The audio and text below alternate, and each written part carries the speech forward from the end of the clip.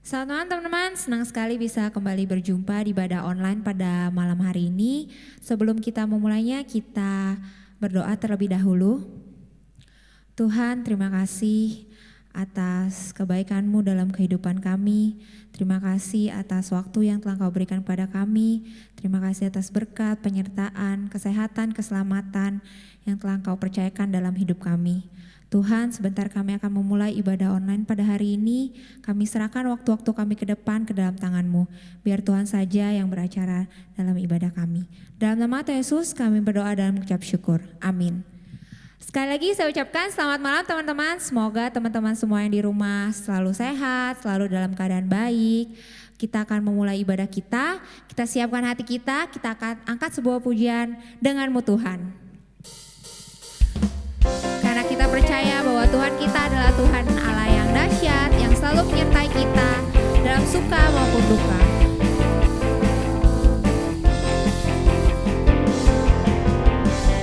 Tak pernah ku ragu akan kesetiaan-Mu, Kau pegang hidupku.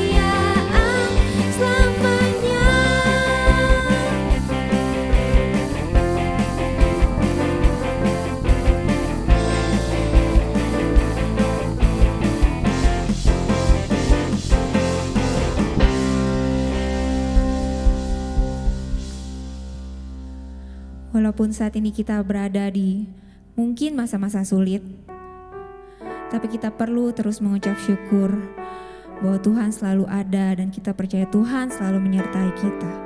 Karena kita ada sampai saat ini, itu juga karena kasih Tuhan dan semua berkat kemurahan Tuhan.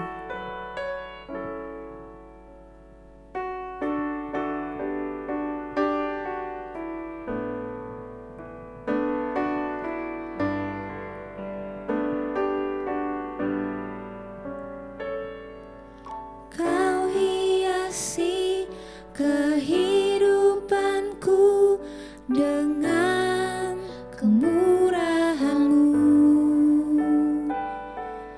Kau rancangkan masa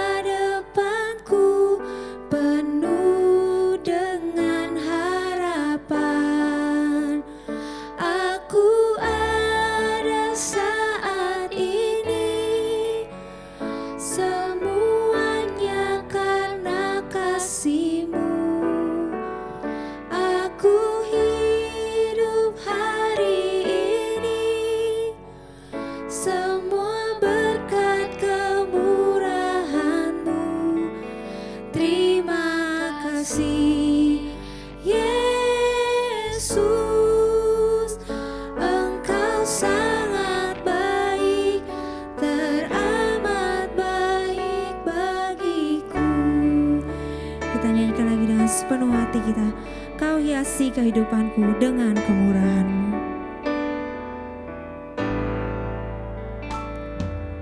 Kau hiasi kehidupanku dengan kemurahan-Mu. Kau rancangkan masa depanku. Kau rancangkan masa depanku penuh dengan harapan. Ada saat ini semuanya karena kasih-Mu. Benar Tuhan. Aku hidup hari ini semua berkat kemurahan-Mu. Terima kasih Yesus, Engkau sangat baik, teramat baik. Aku ada saat ini semuanya karena kasih-Mu. Aku hidup hari ini.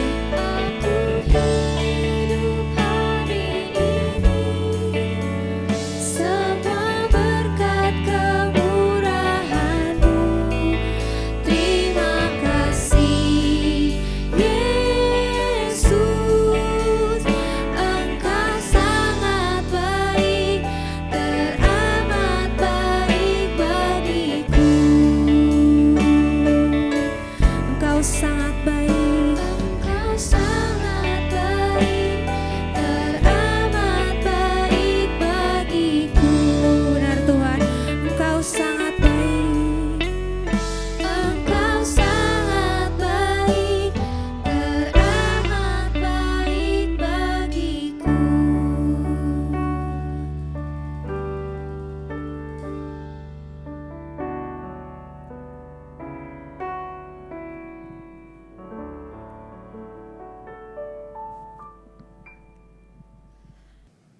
Selamat malam saudara-saudara yang diberkati oleh Tuhan.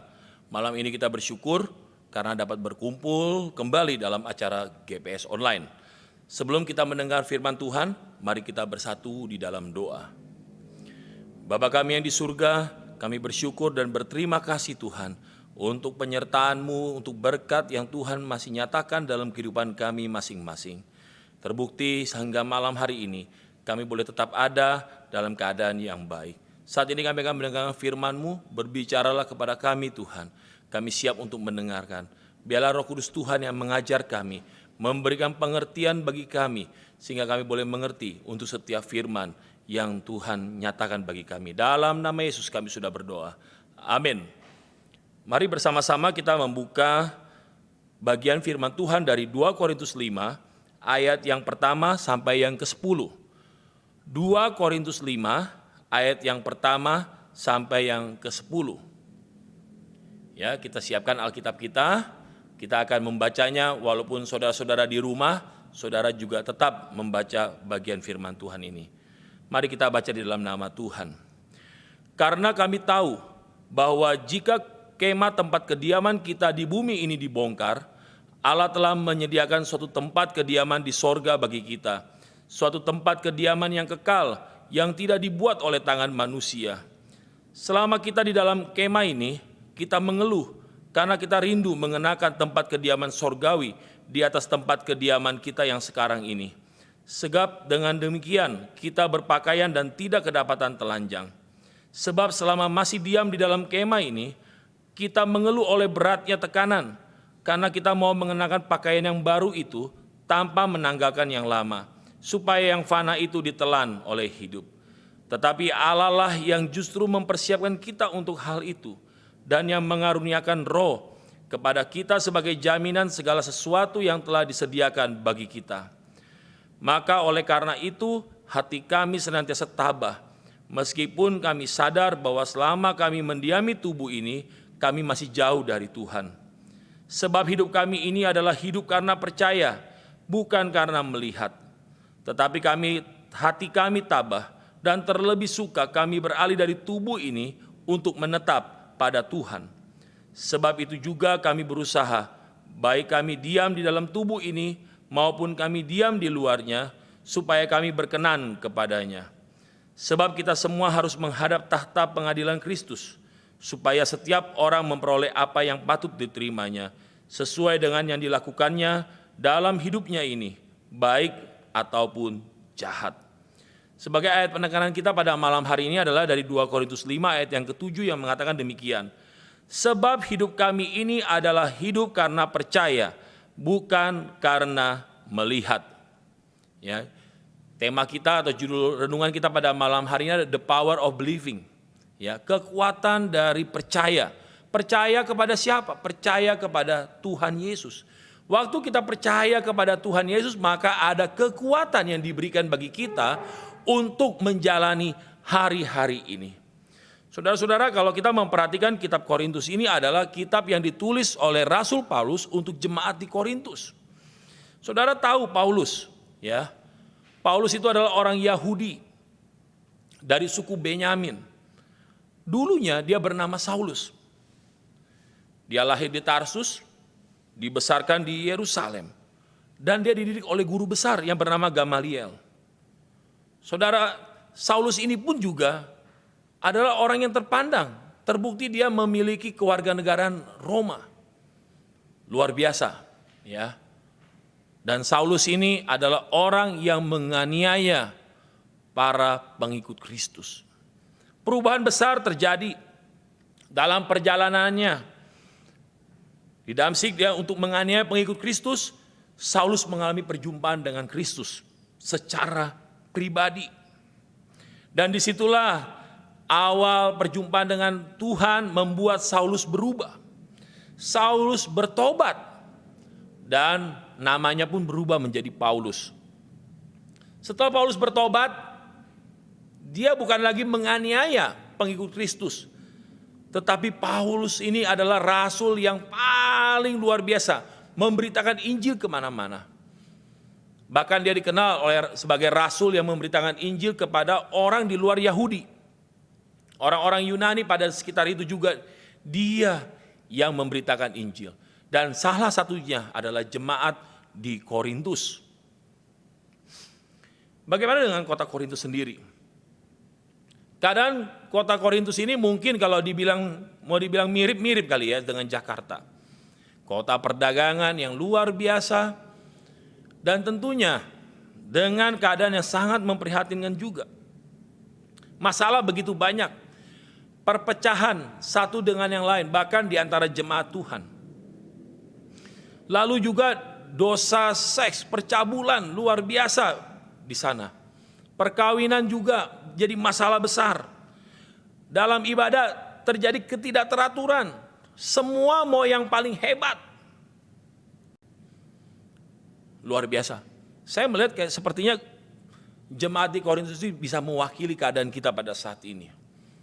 Ya, bagaimana kita sendiri juga dengan kota yang begitu besar, dengan begitu banyak masalah dan tantangannya. Paulus menulis surat kepada jemaat di Korintus, mengajar mereka, memberikan jawaban untuk setiap pertanyaan yang muncul dari mereka sendiri. Bagaimana mereka bisa hidup benar di hadapan Tuhan.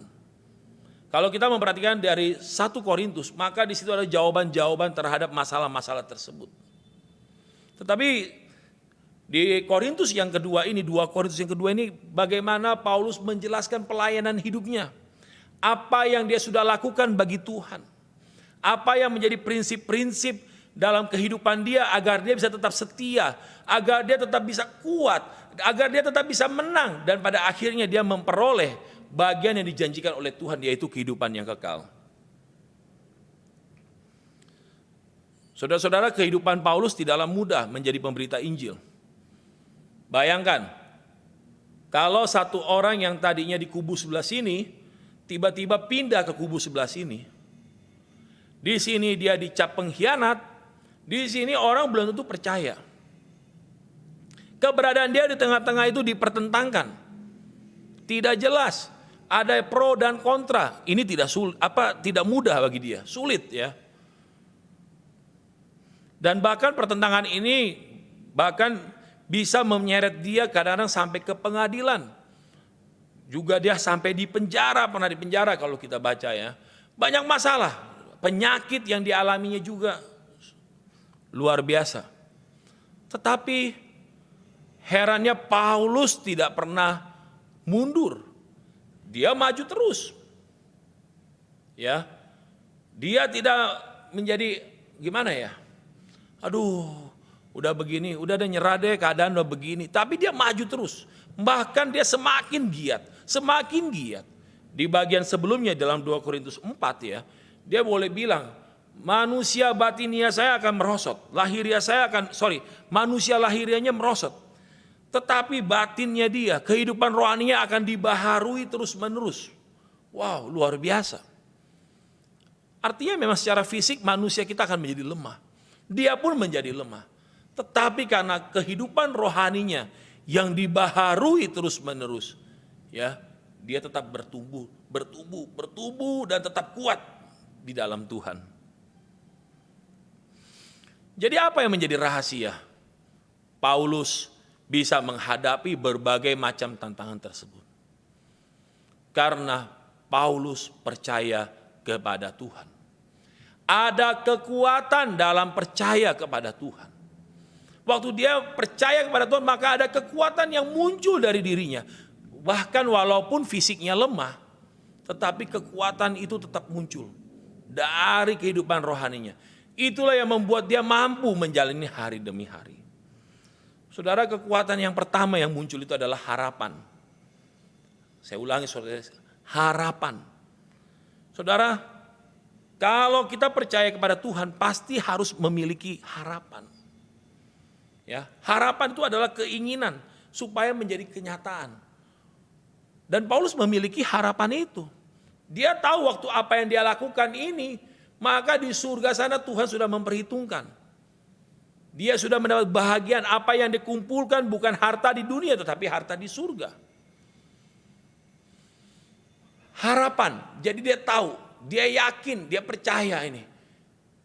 Walaupun sekarang saya menderita, walaupun saya sekarang susah, walaupun saya sekarang sulit, pada akhirnya nanti adalah kebahagiaan. Saudara-saudara, dulu orang kalau bilang hujan, habis itu akan muncul yang namanya apa? Pelangi. Ya. Wah, habis hujan besar nih. Tapi habis itu akan muncul pelangi yang indah, ya. Harapan yang luar biasa. Tapi sekarang kalau ada hujan besar, kita akan bilang apa? Banjir. Ya. Kita sudah putus asa, tidak lagi memiliki harapan, tidak ada lagi semangat untuk berjuang, untuk mewujudkan harapan-harapan tersebut. Meyakini bahwa setelah dibalik keadaan yang tidak enak, akan muncul sesuatu yang baik.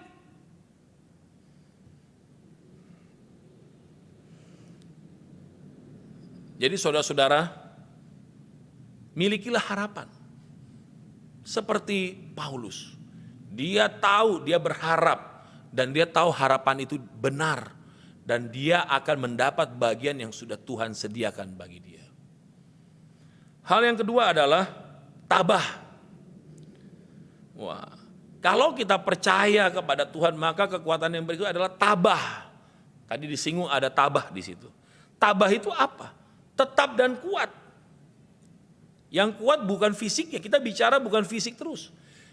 Ya, fisik itu pasti akan turun. Semakin seiring usia kita bertambah, maka fisik itu akan turun. Tetapi yang kuat, yang tetap dan kuat adalah hatinya. Rohnya di dalam dirinya yang semakin kuat. Kalau kita suka main game, ya itu yang kita biasa suka sebut armor lah ya, artameng. Wah, ditembak darahnya nggak kurang-kurang, levelnya nggak turun-turun ya. Wah, tang kebal. Nah, disinilah orang-orang yang mengandalkan Tuhan. Seperti Paulus yang mengandalkan Tuhan, percaya kepada Tuhan, maka dia tabah. Walaupun ada banyak serangan ya, peristiwa yang tidak mengenakan dalam hidupnya. Tetapi karena dia tabah, dia tetap dan kuat hatinya. Tidak bergeming. Bahkan dia tetap bisa berdiri tegak. Menghadapi semuanya itu. Ya. Diserang, tetap. Diserang dari sini, tetap. itulah tabah. Nah, bagaimana dengan kita? Waktu kita menghadapi banyak tantangan, apakah kita tabah? Tetap atau kita mulai mundur? Atau kita mulai meninggalkan Tuhan? Nah, jadi saudara-saudara, inilah rahasia kenapa Paulus mampu menghadapi banyak hal. Dan dalam surat Korintus inilah dia ceritakan pengalaman hidupnya kepada jemaat di Korintus. Dan pada saat ini pengalaman hidupnya ini juga diceritakan kepada kita. Karena dia percaya kepada Tuhan. Dan ada kekuatan yang muncul dari kepercayaan itu adalah harapan dan juga tabah. Caranya gampang. Saudara hanya perlu percaya kepada Tuhan dengan sungguh-sungguh dan benar. Dan setelah saudara percaya, maka akan timbul harapan. Dan kita akan memiliki ketabahan dalam menghadapi banyak hal. The power of believing. Kekuatan dari percaya. Tuhan Yesus memberkati kita semua. Mari kita berdoa. Bapa di surga, terima kasih untuk firman-Mu. Hamba-Mu terbatas dalam menyampaikannya. Ampuni hamba-Mu apabila dalam penyampaian ini ada yang tidak berkenan di hadapan-Mu. Tapi Kau mengenal isi hatiku Tuhan. Kau mengenal isi hati kami semua yang ada. Semua hanya untuk kemuliaan nama-Mu dan tertuju kepadamu. Bapa di surga, biarlah Roh Kudus-Mu Tuhan mengajar setiap anak-anak yang mendengarkan di rumah ini. Mereka dalam online ini, mereka boleh dibangun, mereka boleh dikuatkan. Terima kasih Tuhan. Dalam menghadapi banyak masalah-masalah dalam kehidupan kami. Kami percaya Tuhan ada bersama dengan kami. Tuhan memberkati keluarga kami, orang tua kami, saudara-saudara kami. Tuhan menjamah apabila ada keluarga kami yang dalam kelemahan tubuh, dalam keadaan sakit, Tuhan akan pulihkan. Biarlah kami semua boleh merasakan bahwa sungguh Tuhan mengasihi kami semua. Terima kasih Tuhan. Inilah doa kami dan biarlah Kau menyertai kami dari sekarang sampai selama-lamanya. Amin.